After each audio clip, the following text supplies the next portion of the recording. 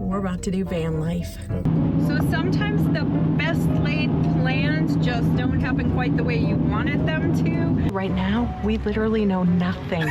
Now with the new rules, you aren't able to camp just anywhere. I don't even know how to use the toilet. It's like some kind of diaper genie looking thing. I guess it's a spot. Yeah. A few moments later. It's 6:43. We're going to bed at 6:43. Should we get a hotel room? We made it to Arizona, and we're gonna do something that we've been wanting to do For a very long time. We're about to do van life. That's right. We rented a van with Outdoorsy, which used a local company. So we're going to pick up the van and head out to Sedona for van life. Also, it was Coda's first time flying ever, and he did fabulous. He was so good, and I was so nervous, but he did great. Yep. We picked up the van, and we are actually going to be doing some boondocking in the van. We're going to be doing van life and boondocking over the next 3 days. We're definitely looking forward to it. It's a cool van. We will take you on a tour of it a little bit later, but right now we're actually got to stop at Walmart and get stocked up and all that stuff so that we can get to where we're going before daylight goes away. Yeah, because we're doing dispersed camping, and here's the thing. Sedona is where we're headed, and Sedona used to have really great camping up until about October, they said, of 2022. And then they started putting all these rules and regulations in place, so you have to be in certain designated spots, so we're gonna have to figure out where we're gonna stay. And on top of that though, we're really not sure even where anything is. So we definitely wanna get there in daylight, and we're gonna show you some of the designated spots, hopefully, that we find. Yeah. And hopefully it'll be good, be easy to do. But we don't know yet because we haven't done it before. So. And when we give you the tour, we'll show you all the things, but to be honest with you, right now, we literally know nothing. I don't even know how to use the toilet. It's like some kind of diaper genie looking thing. So we've got a lot of stuff to do. So we got just a few things from Walmart, but let me just show you what just a few things look like.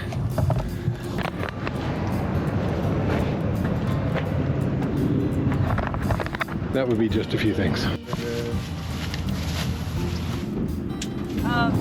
So the land surrounding Sedona is public land, and it's part of the Coconino Forest.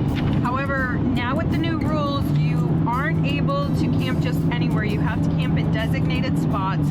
Absolutely no fires, which is kind of a bummer. No overnight parking at any of the trailheads.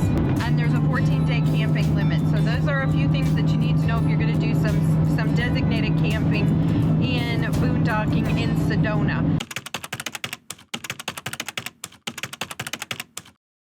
So sometimes the best laid plans just don't happen quite the way you wanted them to. We intended on getting all of our groceries and then filling up with water, getting all of our gas, and getting onto our campsite before dark. But it's looking like it's gonna get dark, so we are gonna skip the water, skip the gas for right now, and just find one of those campsites, one of those designated campsites, because we want to make sure we get there before it's dark, since we really don't know where we're going and we have no idea how to use anything in the van.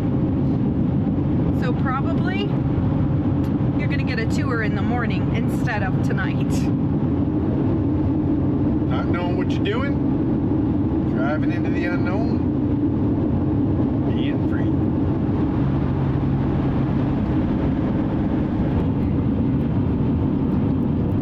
This must drive okay because Kevin's driving very fast.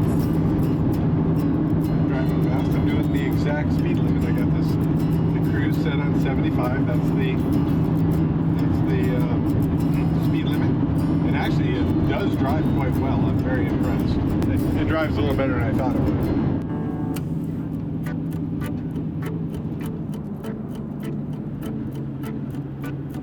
So tonight our goal is to score a camp campsite at Nolan Campground, which is one of the designated boondocking sites outside of Sedona, and it is supposed to have some of the best sunset views of Red Rocks. And considering that we will, the GPS says 5:27, I don't know if that's right to it or not, but sunsets at like 5:35. Hopefully we'll get there in time just as the sun's setting and we can still see where we're going. Yeah, so it's supposed to be really good for sunset and for sunrise, some of the best views, it said. Not only that, it is the closest to Boynton Canyon, which is where we want to do some hiking. They also said that in the reviews that I read, it said it has the most privacy of any of the other designated campground sites. Which they did say that the privacy is not what it used to be because it's so much more limited. Yeah, and they said that this particular campground has more of a campground feel to it. Not sure what that means, but that's what the review said. It also said that it is somewhat questionable for really large RVs, so we'll see as we head in. Hopefully we'll get a site. Cross your fingers. I'm not gonna lie, we already kind of said, oh, there's a campground right there. We could just stop there for tonight, that way we could get water and blah, blah, blah. But we did not do it because our whole goal is to do boondocking, to be Being free, baby. boondocking in the van, so we're stepping out. I like to be free, but by nature, I'm a planner. So this is a little out of my comfort zone to be getting close to dark and not have a set campsite. Just saying. And I'm used to being with the planner. And this is a holiday weekend, so there's that too.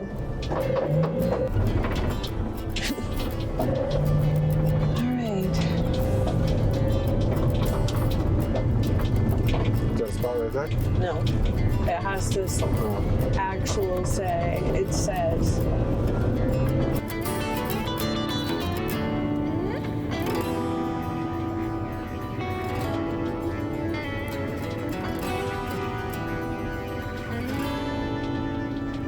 You can only go in designated spots. Oh, really? Yeah. So you have to see if there's a spot. Okay. We're just gonna go with it. All right, so we have a spot. I guess it's a spot. Yeah. Well, look at the view. And we have a pretty decent view. And this is the rest of the parking lot. And there's a big old camper right over here. 40-foot toy hauler. Triple axle. We made it before dark, so we better just see what we got going on here.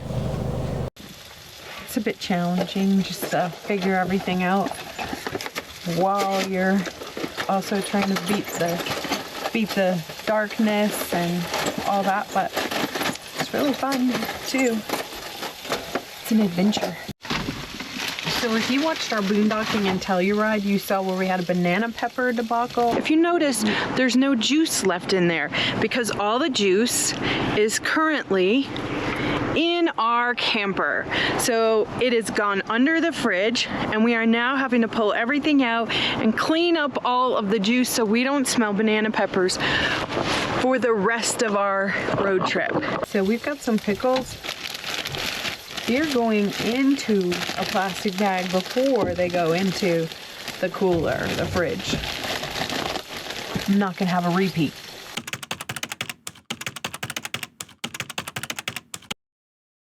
We made our first dinner in the van. Yep. Delicious salad. We didn't have a can opener, so we were not able to Have our green green beans. We'll get a can opener tomorrow. Coda. Rude. Sit. Like someone's doing a full dance back there.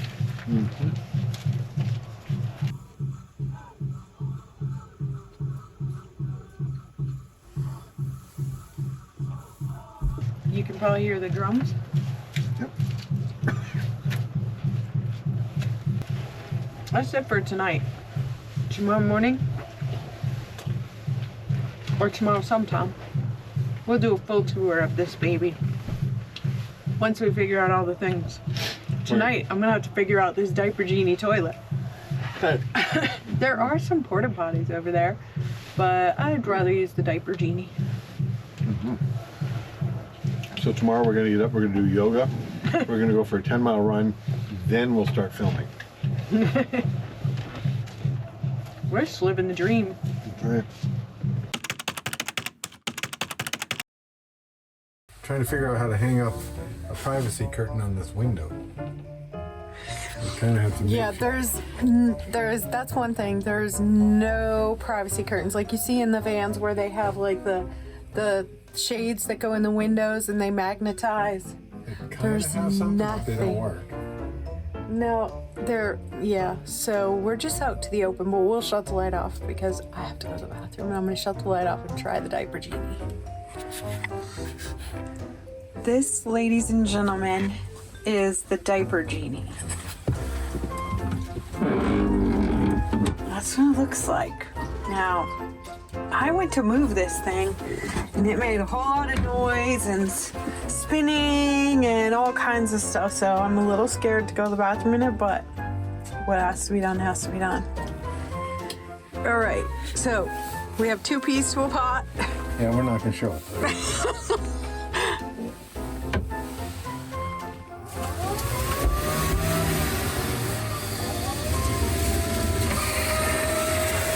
Alakazam!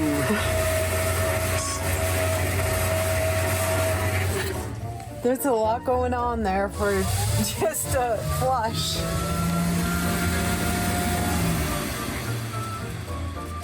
A few moments later. It's still wet in there. It did nothing. I told you we needed to look up at what we're supposed to do with that. Okay, so one of the design flaws seems to be that this thing is like up to my belly button trying to get up here. And there's not even a step. And Stacy's like a foot shorter than me. So, and poor Coda, he just has to be hiked up here by us. Such a good boy though, so getting up there. My wife's gotta help me up.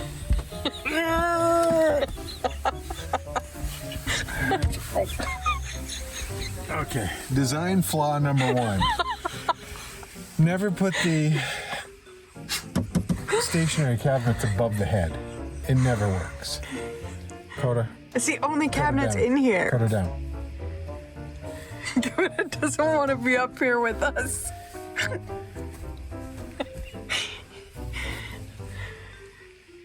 Are we sure this is the way the head's supposed to go? Coda. It is what it is, buddy. It is what it is. So at this point tonight, we're in a fishbowl because we can't, there's nothing that fits these windows to cover them up. I can barely crawl into the bed because it's so high back here. There's pee in the toilet because, I don't know, we did something wrong probably with the toilet. I don't know what we did wrong. And we have no internet service. We have no internet to try to see how to operate the toilet.